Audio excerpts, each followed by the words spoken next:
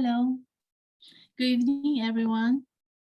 And for those of you who are coming back and then joining us again, either from Facebook Live or from LinkedIn or from webinar itself, welcome back. And thank you all for your time and then joining us again on this Thursday's Meet the VIPs talk. Meet VIP Thursdays is a weekly webinar.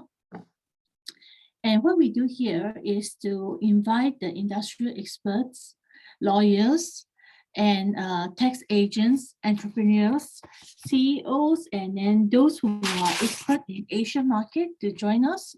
Either they are from Singapore or either they are from Cambodia or any part of the Southeast Asia to share with us their knowledge of the market, expertise, and how we can expose them to greater heights, or how we can have our business associates to learn from them and then get a new market ideas. So today's topic will be what is healthcare management? It is a team of experts from Singapore healthcare sector. And then the last round we had last month, having them on this webinar, we had a lot of insights about how Singapore became the what you call that standard in healthcare. And now we will be also having more sharing sessions regarding the industrial standards of healthcare and the knowledge about it. And now all these programs that we have on Meet VIPs Thursday nights is brought to you by SAA Group.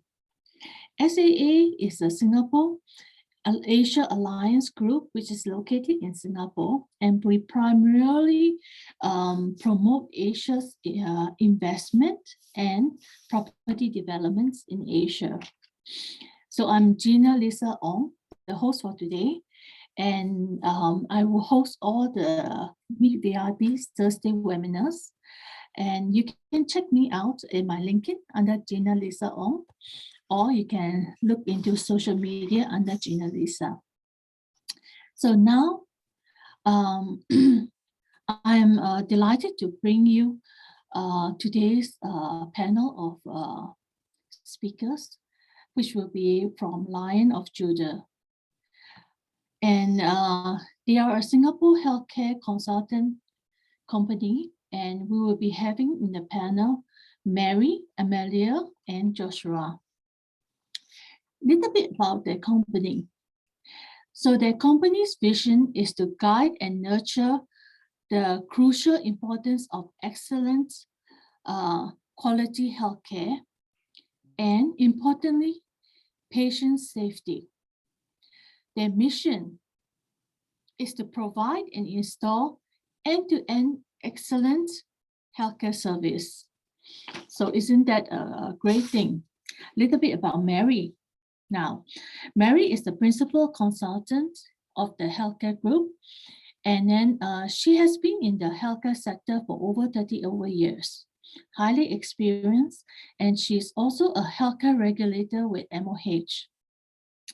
I will just briefly touch on, because later Joshua will go through the whole details. And Amelia is also a healthcare regulator with MOH. And what she assists is Mary and Amelia both assist on to clinics and then healthcare sectors on getting the ISO certified for the standards of healthcare standards and maintenance. And Joshua is the director and founder of Lion of Judah. So while he managed and developed the business, he's also in operations and planning. And his main focus, despite all that on the management side, is to look into projects, interior design, and space planning. So let me pass the whole show to Joshua to go through their company and what they have to present for us today. More knowledge on healthcare sector. To you, Joshua. Thank you, Gina. Thank you, everybody, for making time as well. Thank you, Gina, for that wonderful introduction. Now, hopefully, we can get the slides up soon as well as we are talking. So, guys, we would like to talk a little bit about Line Judah as well. So, we are a company that do two things. Number one, we are doing healthcare management consulting. The second one, what we are doing is machinery consulting as well. We do manufacturing of premium oil additives. We speak to central government boards for emission controls, marine sector as well, to reduce the SOx and NOx. But today we'll be focusing on the healthcare management consulting and what we have to offer.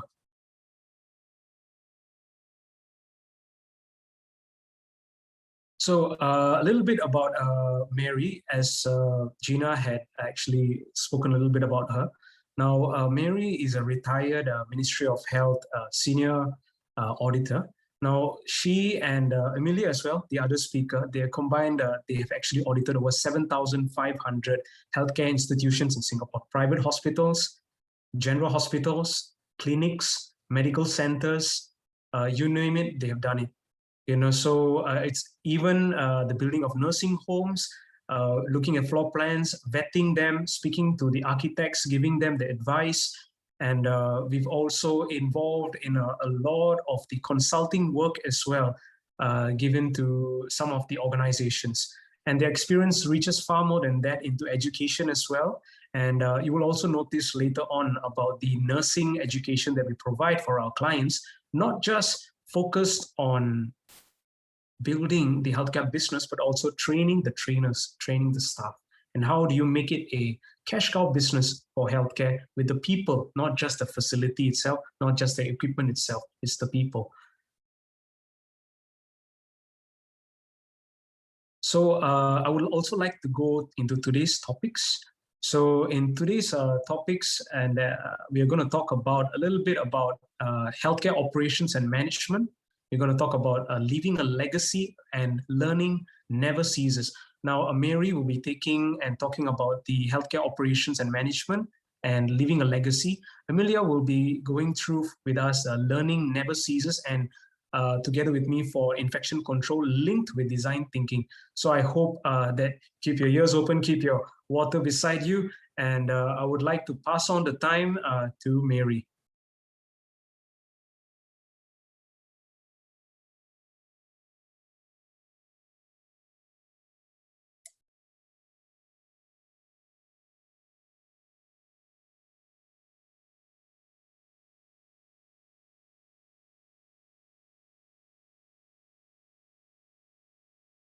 Sorry, guys, we're having a bit of technical difficulty. Just give us just 1 minute. We will be there with you. Yeah.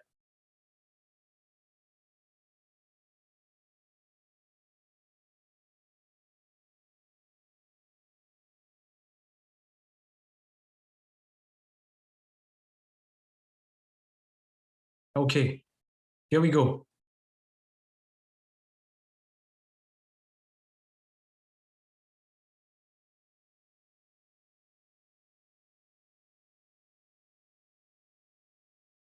Admin, are you having a lot of problems? Could you let us know? Yeah, okay.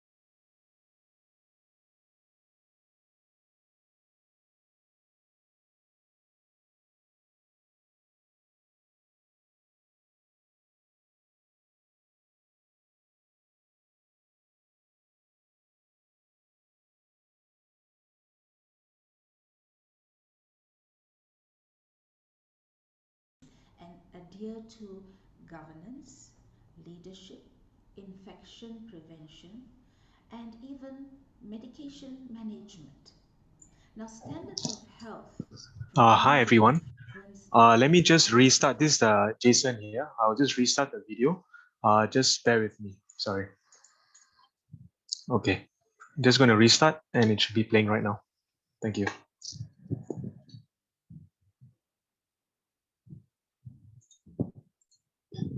Today, I'm going to talk to you about leaving a legacy. Now, leaving a legacy creates an impacting and lasting first impression. In healthcare quality, this means doing the right thing, the right time, at the right first time. So it's so important in quality healthcare. Why? Because it's not only for the healthcare provider, but it's also for the patient and the relatives. So the performing standards and how we do it the first time and doing it right is so important. Now, there are crucial things that we need to maintain. It's a safe and competent environment so that the clinical practice is has quality standards. Now, standards help quality healthcare because it creates an importance to embrace and adhere to governance, leadership, infection prevention, and even medication management. Now, standards of health profoundly influence the economic performances and the quality of life. And this becomes a major concern to deliver good quality healthcare. And when we have good quality healthcare, there is global recognition.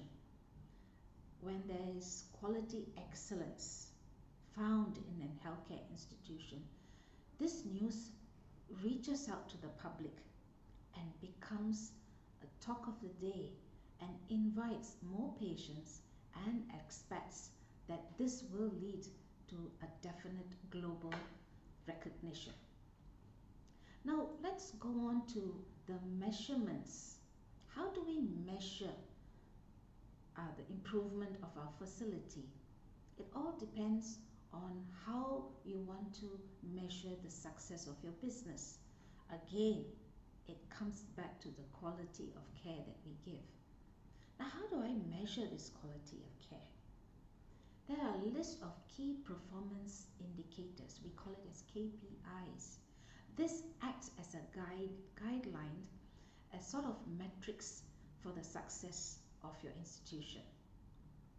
Now, from this, we are able to design and lay out what the nurses and doctors and paramedics can do to improve the quality of the healthcare and basically the customer service that you render to your patients that would lead success in medical facilities. Now, for hospitals, KPIs take form for patients' healthcare and their satisfaction. The success of a medical facility hinges on the health of their patients and how they rate their stay. This is why the healthcare industry sees this as a major shift to focus into favoring patient-centered care in the recent years. Patient is how the center of everything falls into. Now, to measure the quality of healthcare, there is an analytic framework that includes 6 areas known as the 6 domains of healthcare quality. Now, these are found in the healthcare facilities that can follow and can increase the quality of the healthcare. Healthcare, we should remember, must be safe, must be effective, timely, patient-centered, efficient, and equitable. Once you identify the quality and safety measures in healthcare, it becomes important for your facility and you need to figure out how to track these measurements. This will enable you to have strategic planning and how to improve each department or division when the hospital can create their own system or scorecard of performance, and the results can help you improve the quality of the healthcare goal. That is why you need to track your quality standards and your safety measurements. By all this, you will be able to leave a legacy of your institution and everyone will know the standard and quality you give that will have global recognition.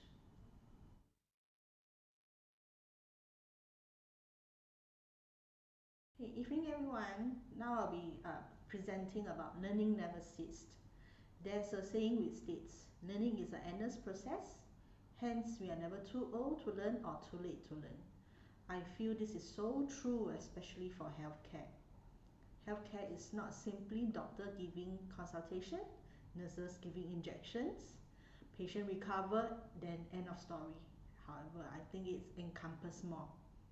As the world moves into advancements, healthcare also experiences changes. Some of the changes are new technology, new diseases being appearing out of nowhere, example like our COVID-19 and more. Hence, in order to keep in par with the new changes and technology, I feel training has to become a very key component. With this in mind, Lion of Judah wish to work hand in hand with any potential institution or interested investor to tailor plan a training program for your staff, particularly nurses, regardless of their rank, whether they are junior nurses or those with leadership, as we hope that at the end of our program, your staff will be able to develop and demonstrate new learned skills, critical thinking, effective interpersonal communication, conflict management, and many more others with confidence.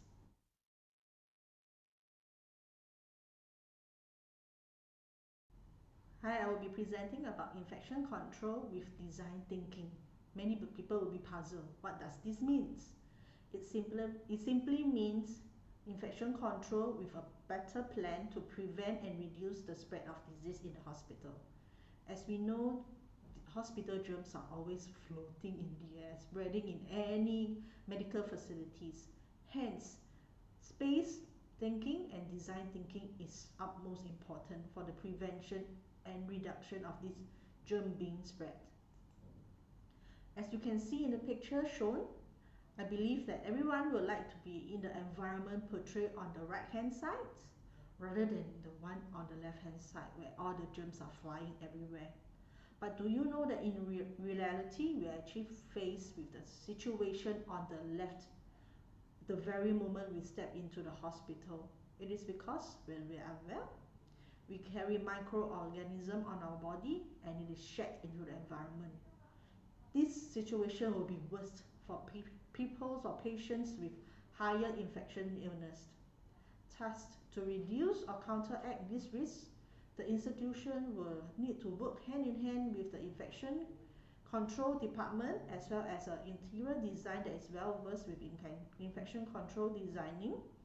And I believe that Joshua will be able or love to share with you all more about this.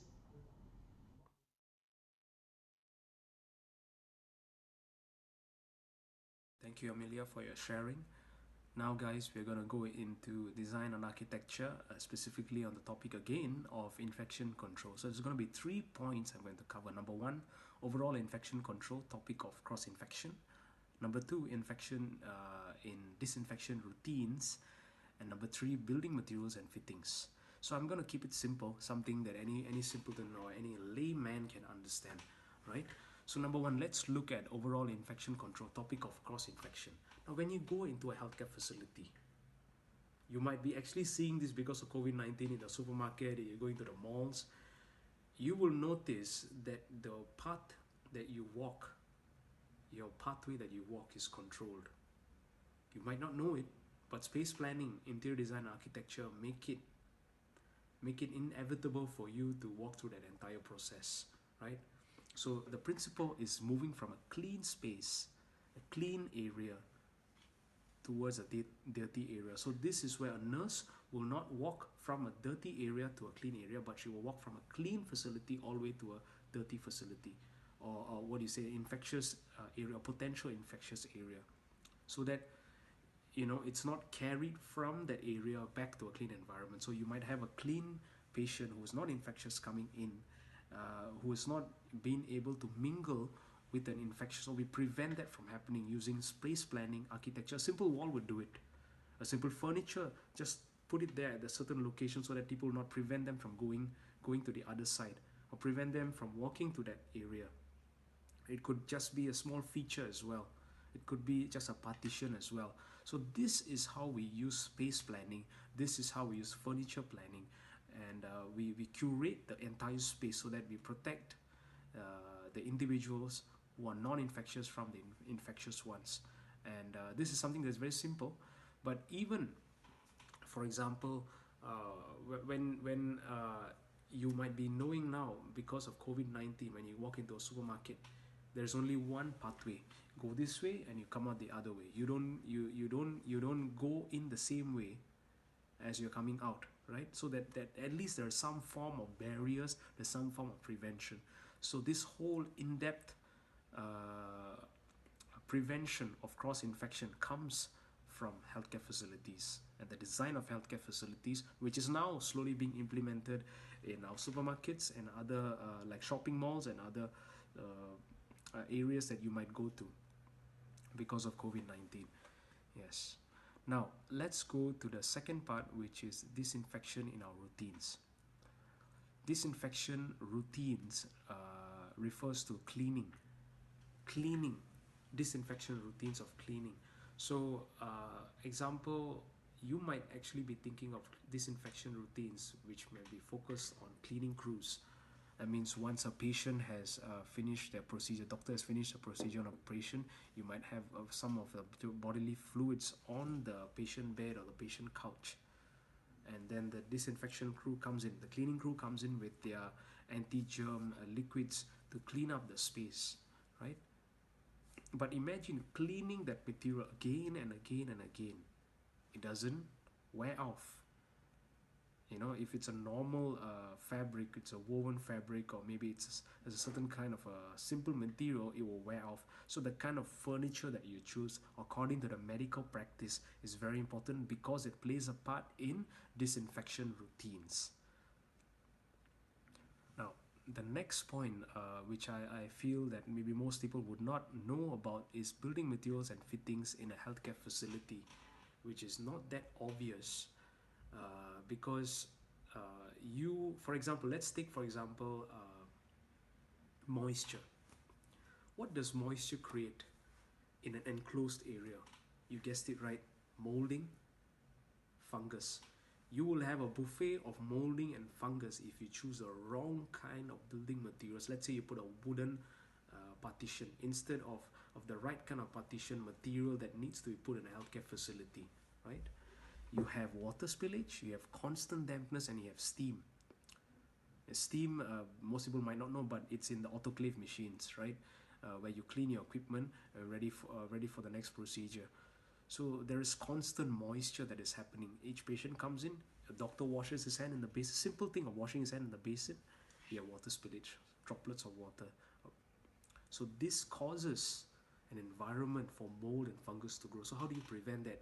You have to know what building materials to use according to the medical standards that are out there, according to the medical practice that you have. So as contractors, architects, and interior designers, we do have a responsibility, yes, to look out that we make sure that we use the right materials, we recommend the right materials. But and that's where you have the value for LOJ HMC, Lion of Judah Healthcare Management Consulting.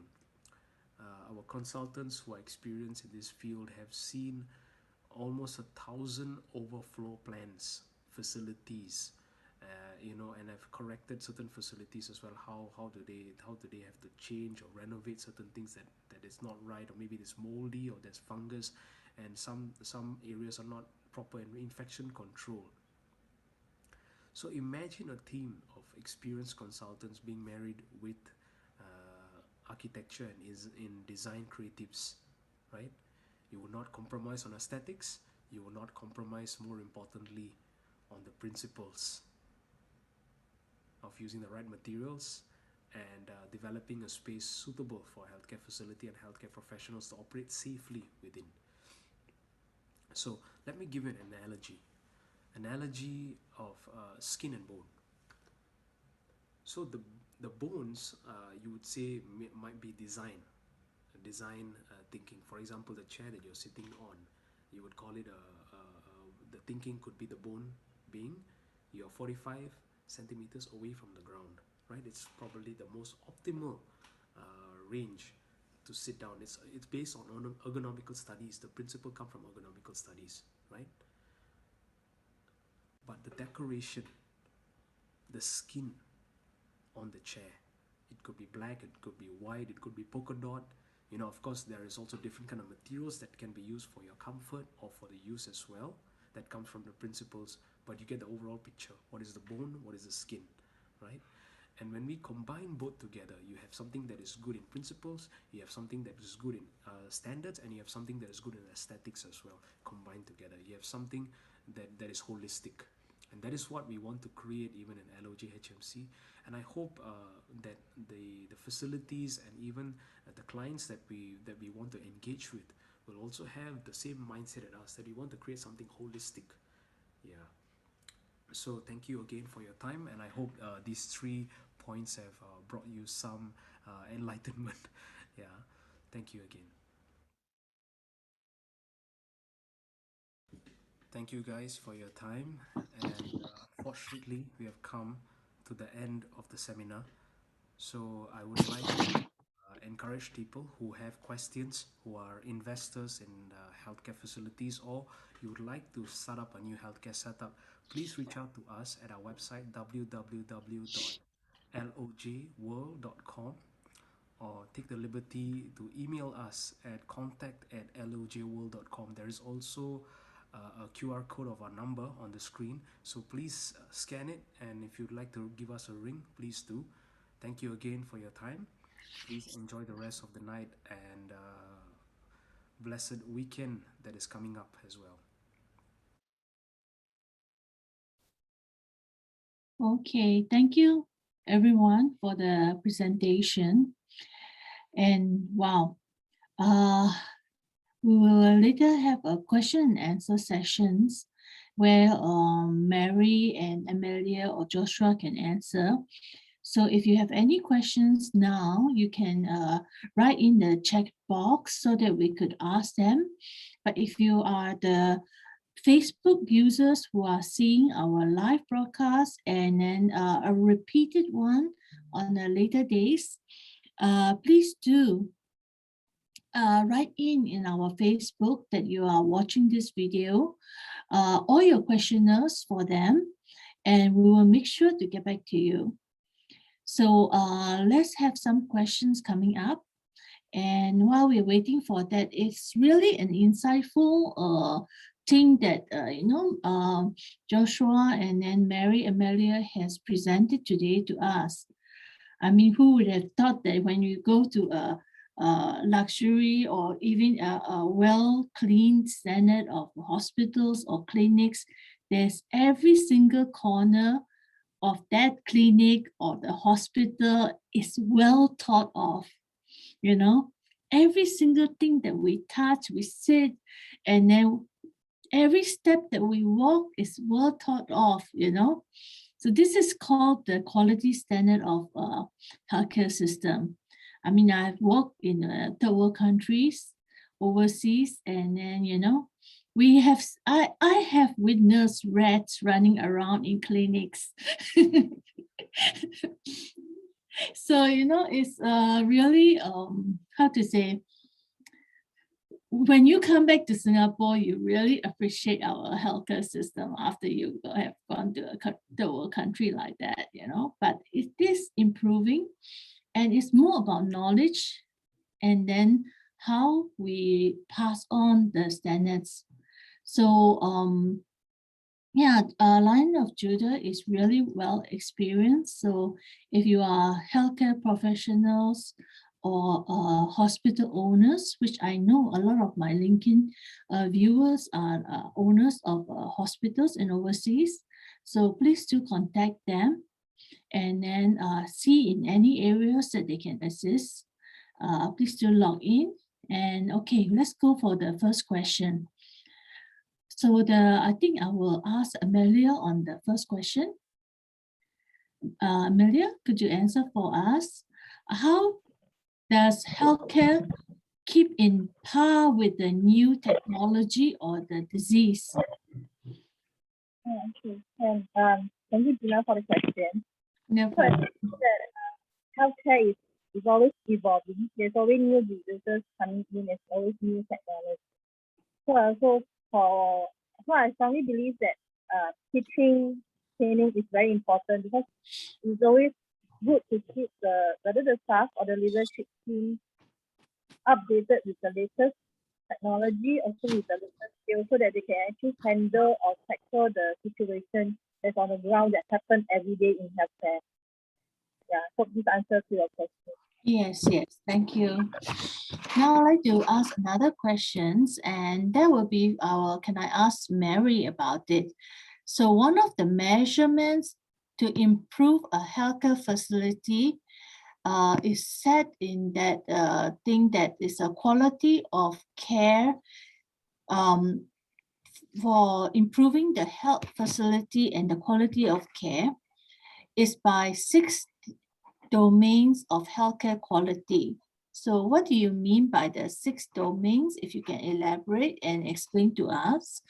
And then can you tell us more about, this topic itself? Thank you for that question. I hope you can hear me. I was pretty Yes. soft. Yeah. So thank you for that question, Gina. I appreciate for those who have asked that question. Now, when we think of a hospital, we always think of cleanliness and what you said. I was amazed when you said the rats are running around. Yes, even when I was in Malaysia, when I went back and worked there are times when even in a restructured hospital, very large, well-known restructured hospital, I did see rats running around.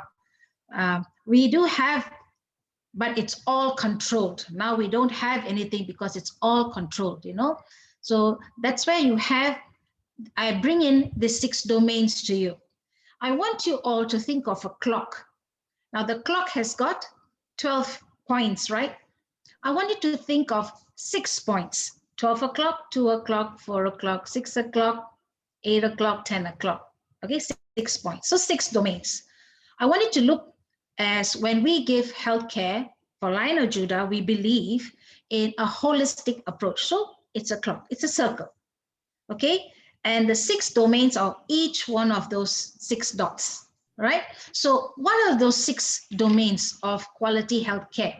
Number 1 is safety, effectiveness, patient-centeredness, timeliness, equity, and efficiency. I will go into each one to explain very simply so that you can understand why this is important when you are a healthcare provider or you want to invest in a healthcare facility. Let's look at the first one, safety. What does it mean? That means do not harm. I don't want any harm to come to me. That means as a patient or as a relative or even as a staff. So no harm or safety is the very foundational principle in healthcare.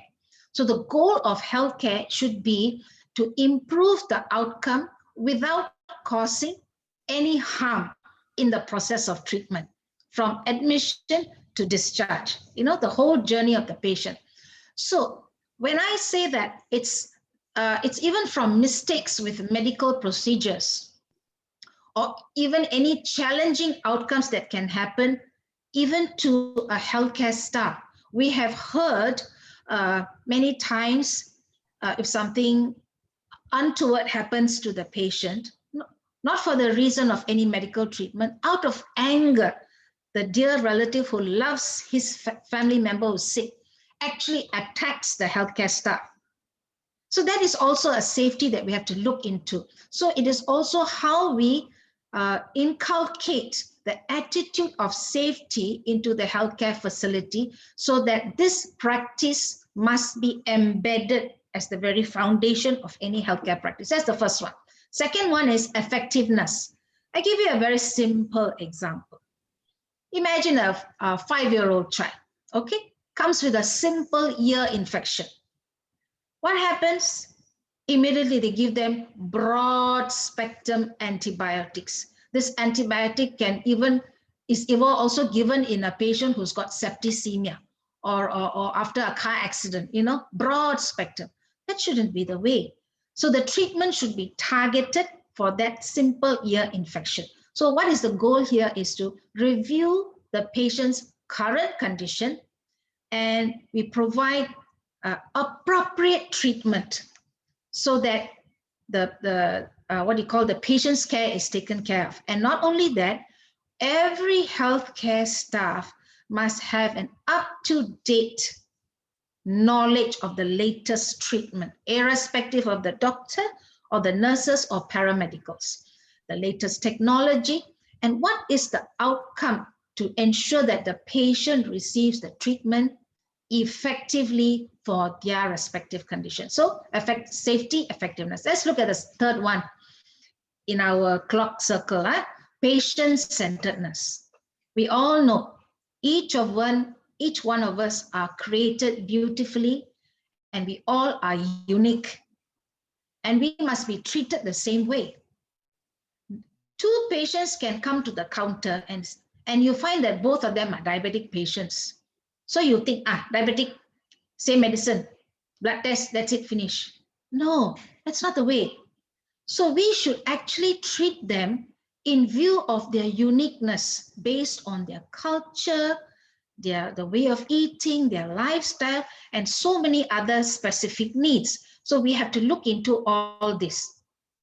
So what happens, it doesn't mean that if it means what I'm trying to say, it means instead of treating blindly the condition, the healthcare provider must look into the entire person throughout his treatment plan. So this means that each patient may come to you with the same diagnosis, but they both receive significantly different treatment regimes. I hope it's clear. Then we go to the next one, timeliness. How many times you have gone to the A&E and waited for hours? Hands up. I'm one of them. For hours, 6-7 hours, we wait for hours and we think, why? I'm going to die here and still nobody's coming to take care of me. So this is what happens. So what we do in Lion of Judah is we have a system where we train the healthcare providers to see patients in a timely manner so that they receive immediate assessment of their treatment.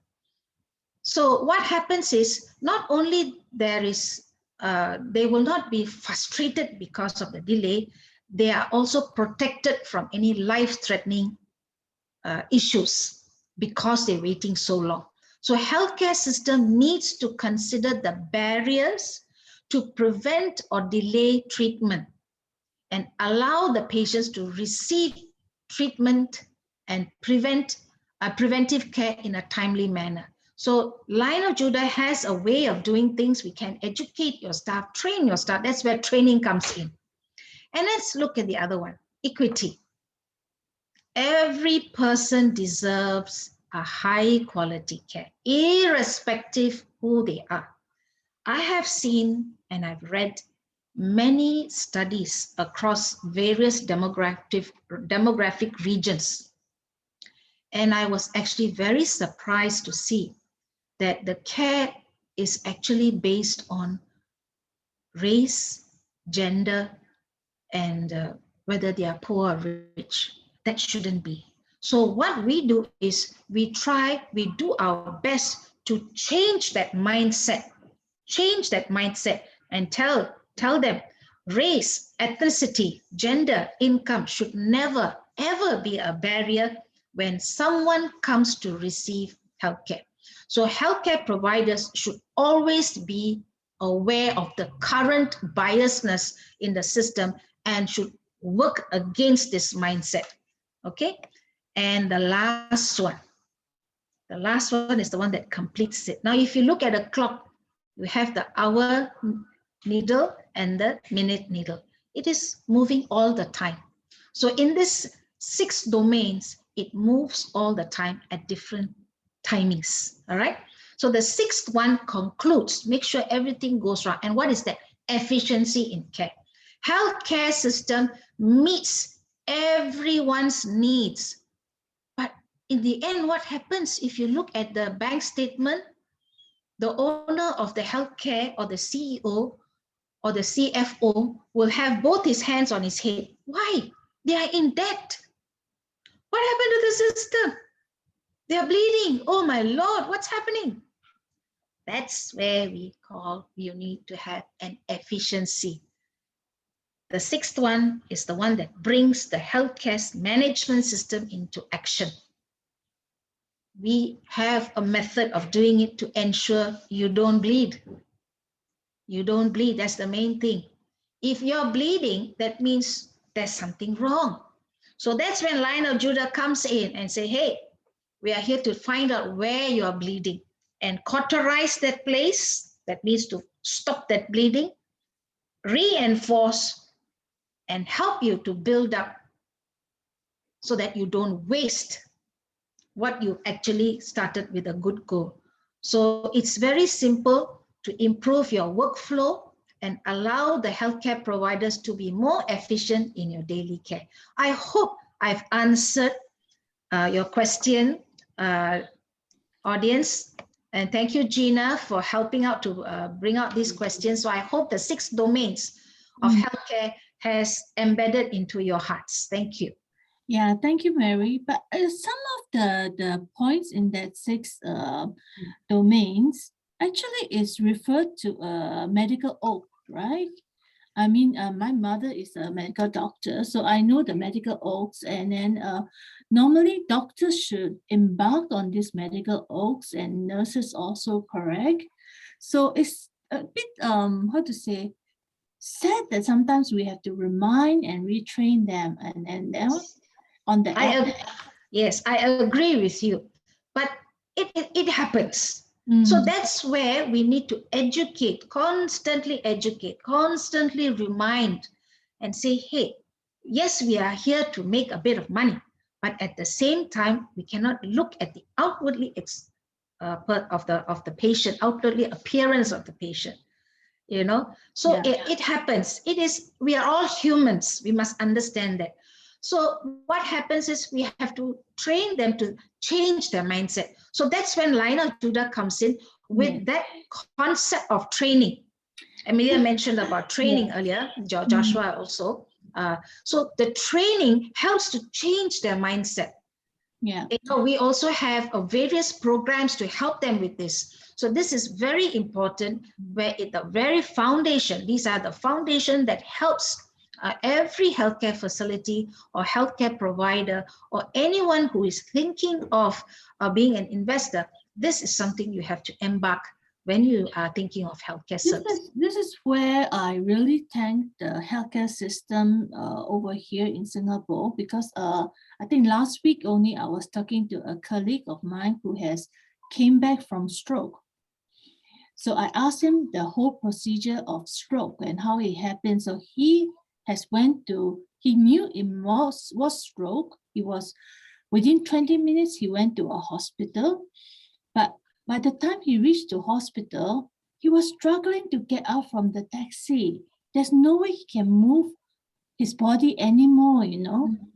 Immediately, within seconds, the A&E saw that he couldn't come out from taxi, brought the wheelchair and carried him over. And the doctor said every minute counts. Yes. Every minute that was delayed would have been longer time to recover, or zero recovery will happen. So this is where what your training comes in, you know, is the efficiency and timeliness and timeliness, you know, and then no discrimination, nothing, and immediately to take action. I think this is a very important part that you have touched on and you know, shared with people. Yes, thank you.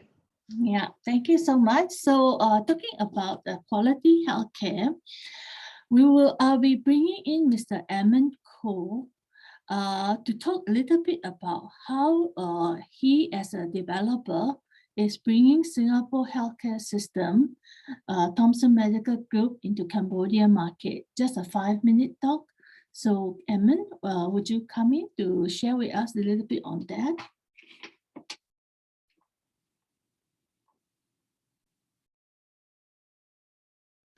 Hi Gina, thanks for inviting me to share on Leiden Integrated Lifestyle Hub. Leiden Integrated Lifestyle Hub is situated in Cambodia, Phnom Penh. It's an award-winning development. Before we start, a standard disclaimer, this is a foreign property. It's advised to carry out additional financial, regulatory, and legal checks before investing. I'm Edmund from MSQM. I have over 10 years of experience in the overseas market, started off as channel business development for an MNC to link networks between Asia. I've covered multiple countries in Asia and now Cambodia. We believe in adding value to the community and have entered the Cambodia real estate scene since 2014. We have been introducing the Singapore standards and best practices, as well as creating welfare for the local community. The medical hub is addressing the needs of young Cambodians who are actually still traveling to Thailand, Vietnam, and Singapore for medical services, as their infrastructure and manpower requires some upgrading. And our medical hub will actually add value to that. The medical hub is phase 3 of our Leiden Integrated Lifestyle Hub. It compromises of a 3-story retail mall with sports facilities, as well as a Grade A office to be the medical hub. And recently, we have launched our phase 2 Leiden Service Suites, which will be managed by Escort under the brand Citadines. And we believe that this will contribute to our development. For more information, you can contact us at our hotline 6100-1069 or join our Telegram group for more news and update on Cambodia. We are located in Singapore, near Somerset MRT. Do give us a call for an appointment. Let us have more understanding with our master plan video. Leiden Integrated Lifestyle Hub, the next generation landmark of Phnom Penh. Here you will find high-end residences, retail establishments, modern sporting facilities and advanced medical services, all housed within an integrated world-class environment. Located 5 kilometres northwest of Phnom Penh city centre and 10 kilometres from the international airport, Leiden Integrated Lifestyle Hub is conveniently served by an array of existing transportation networks. Nearby is a collection of established amenities such as Aeon Mall, the Premier Centre, Australian International School, Grand Phnom Penh Golf Club and its water theme park. Within the development is Leiden Heights Condominium, Leiden Service Suites, Leiden Lifestyle Hub and Leiden Medical Hub, all nestled within a lush and well-appointed landscape. Let us now begin our journey, starting with Leiden Heights Condominium. Fronting the main street are daycare and child enrichment services that will cater to young families. In the heart of the development lies a 50 metres lap pool, a large children's playground and many lifestyle-centric landscape facilities that will keep residents fully occupied. The Leiden Service Suites sits at a serene and exclusive corner of the development. Here you will be greeted at the drop-off by the concierge that will assist your every need. At the top of the podium is a 25-metre swimming pool that is reserved exclusively for the service departments. Together with a spacious gym, a business centre and a multi-purpose function room, guests will be well served during their time here. Located at the other half of the development is the Leiden Lifestyle Hub, where multi-level sports and lifestyle facilities await inside a cavernous podium. Rising above this podium is the Leiden Medical Hub. It houses Grade A office units, specialist clinics and medical suites, providing total wellness consultancy to both residents and visitors. The design of the development and its shopping aisle is meticulously crafted to be grand, wide and welcoming that leads to an internal atrium. At the centre of the podium is a voluminous glass-covered atrium lined with exciting retail and dining establishments that overlook into an event-filled amphitheatre. The podium houses a large multi-purpose arena that can be configured for different sporting and e-sporting events, concerts, seminars and sporting facilities, completing the overall vibrancy of the development. The Medical Hub, with its Grade A specification, is positioned and designed to exude a high level of professionalism. The medical facilities and clinics are built around the needs of the visitors, providing specialist services combined with the most advanced medical technology. Leiden Medical Hub will be the flagship of healthcare services in Phnom Penh. Integrated, well-connected and vibrant, Leiden Integrated Lifestyle Hub is poised to be the next landmark of Phnom Penh and will enrich you and your lifestyle way into the future.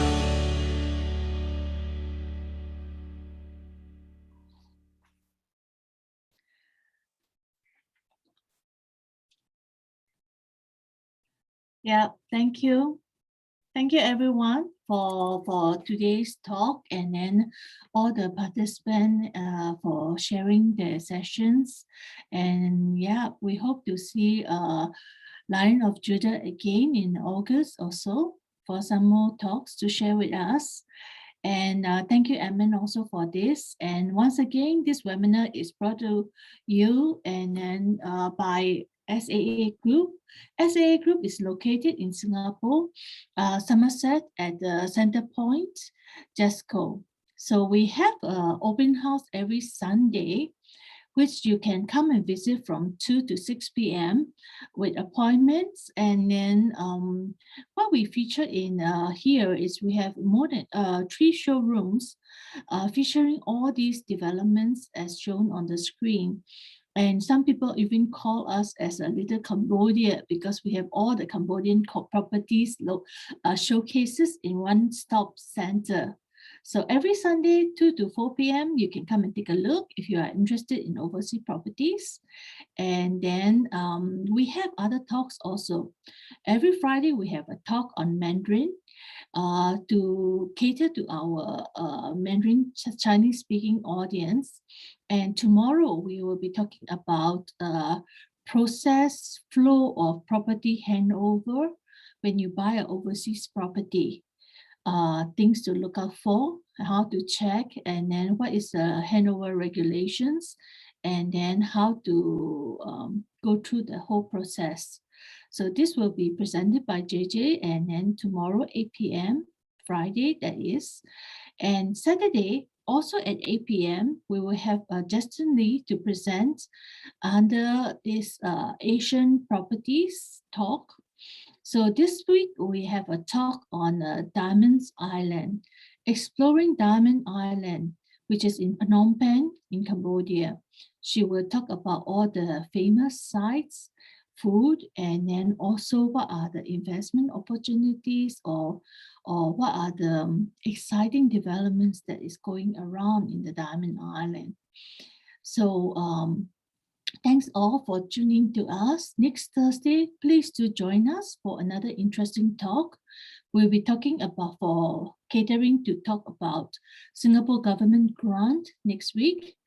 Mainly, we will be talking on the sector of hiring new staff at this moment of pandemic time. And then during this recovery, how we can hire the workforce with some government subsidies or grants. And then what is the payback to the SMEs at this moment? So we will have a talk on that on coming Thursday. So do join us again. And I'm Gina Lisa. And you can check again on my LinkedIn. And then I'm a business consultant as well of more than 25 years of experience in Asian market. So thanks again. And then we'd like to see you all in the coming week. Thanks. Bye-bye.